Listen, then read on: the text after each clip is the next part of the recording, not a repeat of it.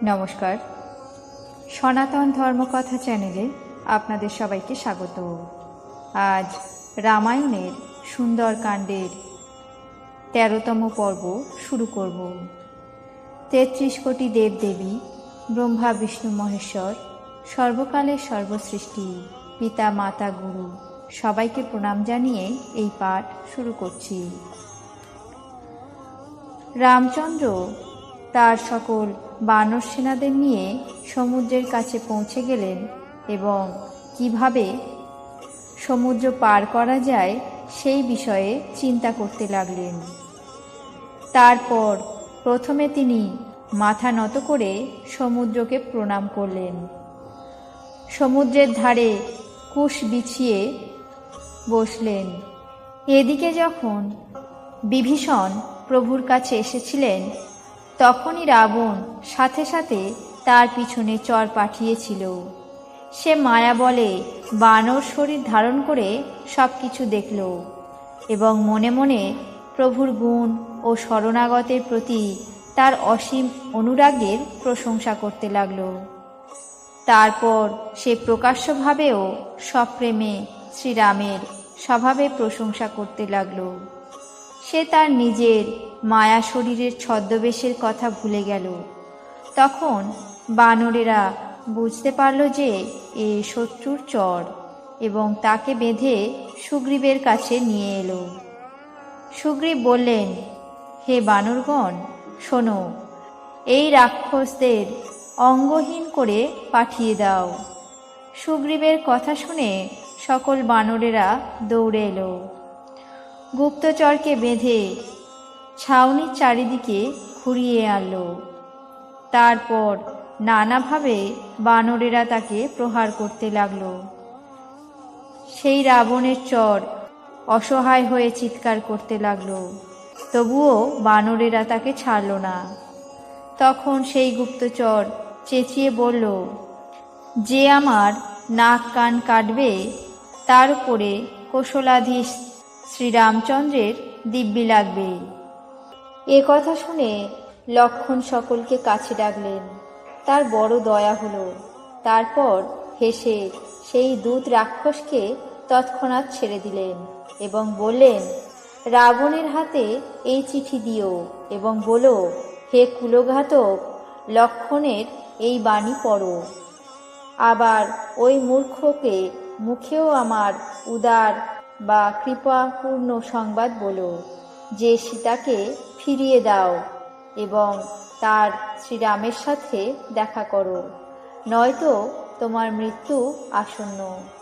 তারপর সেই দূত লক্ষ্মণের পায়ে মাথা নত করে প্রণাম করে শ্রীরামের গুণগাথা বলতে বলতে গুপ্তচর তখনই প্রস্থান করল। সে লঙ্কায় গিয়ে রাবণের চরণে প্রণাম করল। দশানন রাবণ হেসে তাকে জিজ্ঞেস করলেন, ওরে সুখ, নিজের কুশল সংবাদ দিচ্ছিস না কেন? আর যার মৃত্যু আসন্ন সেই বিভীষণেরই বা কি খবর? সেই মূর্খ রাজত্ব করতে করতে লঙ্কা ছেড়ে গেল। হতভাগা এখন যবের কীট হয়ে যাবে।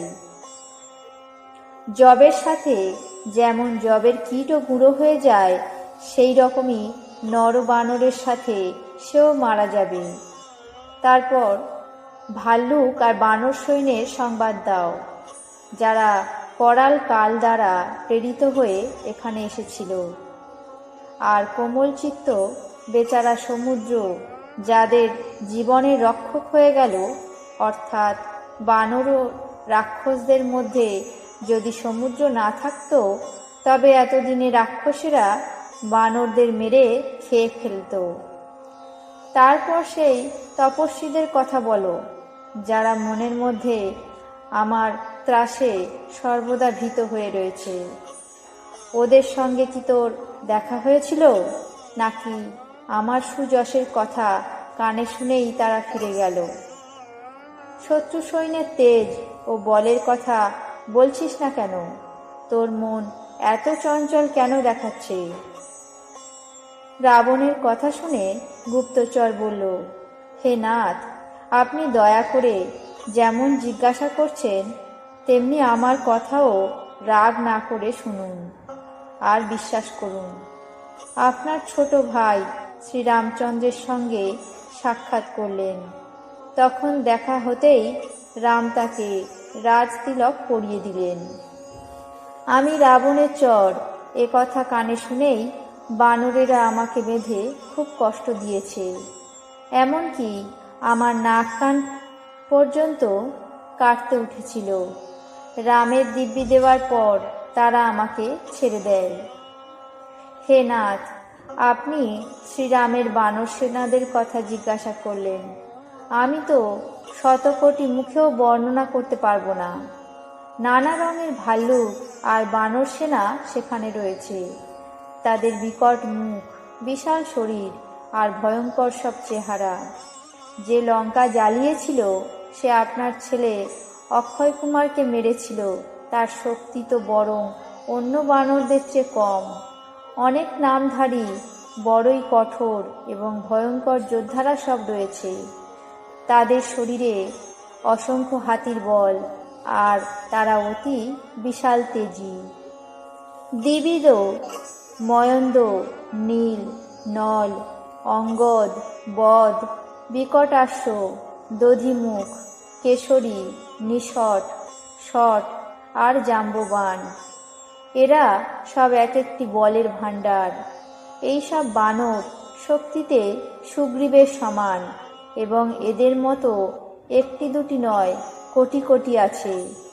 তাদের গুণে কে শেষ করবে? শ্রীরামচন্দ্রের কৃপায় তাদের অসীম বল। এরা তিন ভুবনকে তৃণের মতো মনে করে। হে দশানন, আমি নিজের কানে এ কথা শুনেছি যে 18 পদ্ম শুধুমাত্র বানর সেনাপতিই আছে। ওই সেনাদের মধ্যে এমন কোনো বানর নেই যে আপনাকে যুদ্ধে জয় না করতে পারে। তারা প্রত্যেকে অত্যন্ত রাগে হাত কচলাচ্ছে, কিন্তু শ্রীরামচন্দ্র তাদের অনুমতি দেননি।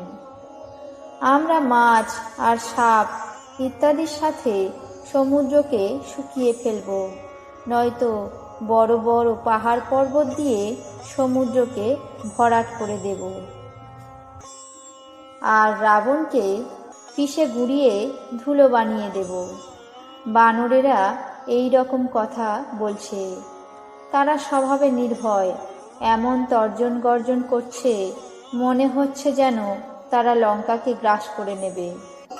সব বানর ভাল্লুক স্বভাবতই বীর, তার উপরে প্রভু সর্বেশ্বর শ্রীরাম তাদের মাথার উপরে রয়েছেন। হে রাবণ, এরা কোটি কোটি কালকেও জিতে নিতে পারে। শ্রীরামচন্দ্রের তেজ, বল ও বুদ্ধি এত বিপুল যে শত সহস্র শেষ নাগও তা বলে শেষ করতে পারে না। ইনি একটিমাত্র বাণে শত সমুদ্র শুকিয়ে ফেলতে পারেন। কিন্তু নীতি নিপুণ শ্রীরাম নীতির মর্যাদা রাখতে আপনার ভাইয়ের কাছে পরামর্শ চাইলেন। তারপর আপনার ভাইয়ের বক্তব্য শুনে তিনি সমুদ্রের কাছে দয়া করে উপায় ভিক্ষা চাইলেন। তার মনে কৃপা ভরপুর, এই জন্য তিনি সমুদ্রকে শোষণ করলেন না। চরের কাছে এই সংবাদ শুনে রাবণ ভীষণ হাসলেন। তারপর বললেন, এই রকম বুদ্ধি বলেই তো বানরদের সাহায্য নিচ্ছে। স্বভাব ভীরু। বিভীষণের পরামর্শ শুনে তারা সমুদ্রের কাছে আবদার করছে। আরে মূর্খ, মিথ্যে বাড়িয়ে কি বলছিস? যথেষ্ট হয়েছে, বল আর বুদ্ধির ওজন বুঝে গেছি। ভীরু বিভীষণ যার মন্ত্রী, বিজয় গৌরব কি তার পক্ষে সম্ভব? দুষ্ট রাবণের কথা শুনে চরের ভীষণ রাগ হলো। সুযোগ পেয়ে সে লক্ষণের দেওয়া চিঠিটি বের করে রাবণকে দিল এবং বলল, শ্রীরামচন্দ্রের ছোট ভাই লক্ষণ এই চিঠিখানা আপনাকে দিয়েছে। আপনি এটি পড়ে হৃদয় মন ঠান্ডা করুন। তারপর তাচ্ছিল্যের হাসি হেসে রাবণ বাঁ হাত দিয়ে চিঠিটি নিলেন এবং মন্ত্রীদের ডেকে সেই মূর্খ ওই চিঠিটি পড়াতে লাগলেন।